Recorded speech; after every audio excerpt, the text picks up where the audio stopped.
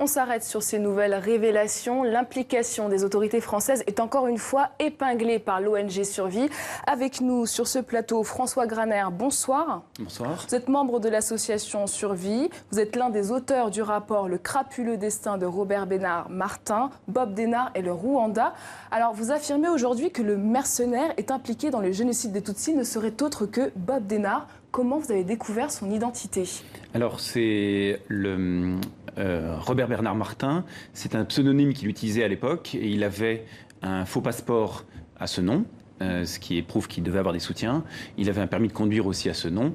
Et on retrouve ces documents, y compris même sur un site à sa gloire, puisque ce genre de site existe. Ouais. Dans votre rapport, la société de Bob Denard, selon vous, a passé des contrats avec le ministère de la Défense au Rwanda entre juin et juillet 1994. Quelles sont les preuves dont vous disposez? Alors, on dispose de plusieurs choses, et en particulier le compte-rendu côté rwandais de la mission qui a été affectée à Bob Denard, et du côté français, le reçu du paiement du chèque qu'il a encaissé au mois de juillet après ses missions. Plus, on a aussi des traces, des comptes rendus via la direction de sécurité du territoire de la part du fait qu'il cherchait à se procurer des armes à ce moment-là. Et on a aussi les preuves d'un voyage que son bras droit a fait à 2 reprises au Rwanda pendant le génocide. Et quelle était la mission de Bob Denard pour le gouvernement génocidaire? Alors, il faut voir que le gouvernement génocidaire, à ce moment-là, met la priorité sur le génocide plus que sur l'action militaire. Et donc, il est en faiblesse par rapport à son opposition armée, celle du Front patriotique rwandais. Et alors, comme son armée est incapable de faire face, il fait appel à des extérieurs, et en particulier des Français. Il demande à l'armée française et à des mercenaires de lui fournir des armes et de lui fournir des hommes pour la formation et l'encadrement de ses troupes. Et quel était le rôle de Bob Denard là-dessus? Alors là, c'est plutôt pour formation et renseignement. Alors Bob Denard aurait reçu une somme d'argent qui aurait transité en partie via la banque française BNP, une banque qui, je rappelle, est visée par une enquête pour complicité de génocide. Ce sont des accusations graves. Est-ce que vous avez des preuves? Alors la plainte qui est déjà en cours dans les mains de la justice vise le financement de vente d'armes au gouvernement génocidaire.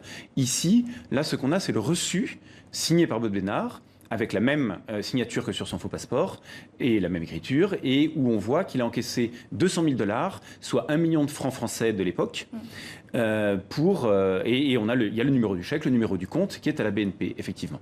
Dans votre rapport, vous affirmez aussi que les autorités françaises étaient au courant de l'implication de Bob Denard. Qu'est-ce qui vous permet d'affirmer cela aujourd'hui? Alors, la première chose, c'est déjà la BNP, puisque si vous avez quelqu'un qui, que ce soit sous un vrai ou un faux nom comme lui, encaisse 200 000 $ comme ça de la part d'un gouvernement qui, le 5 juillet, est accusé par l'ONU, par tous les gouvernements du monde entier, par toutes les télés du monde entier, est accusé d'avoir commis un génocide, si vous voulez, si ce compte-là n'a pas été surveillé, on peut se demander ce qui se passe. Donc, très vraisemblablement, la BNP est au courant et est mouillée dans cette histoire. Mais donc, les autorités françaises elles-mêmes, on sait bien que Bob Denard, d'une part, il est l'État français l'a toujours au moins laissé faire avec un feu orange, on va dire, c'est-à-dire allez-y, voilà. Il y a et quand ce n'est pas à la demande de l'État français qu'il intervient.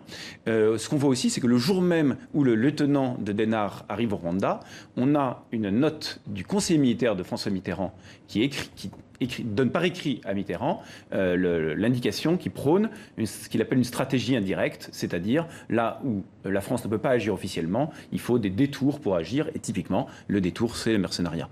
Merci François Graner. Je rappelle que vous êtes le co-auteur du rapport Le crapuleux destin de Robert Bernard Martin, Bob Denard et le Rwanda de l'association Survie. Merci d'être venu sur notre plateau.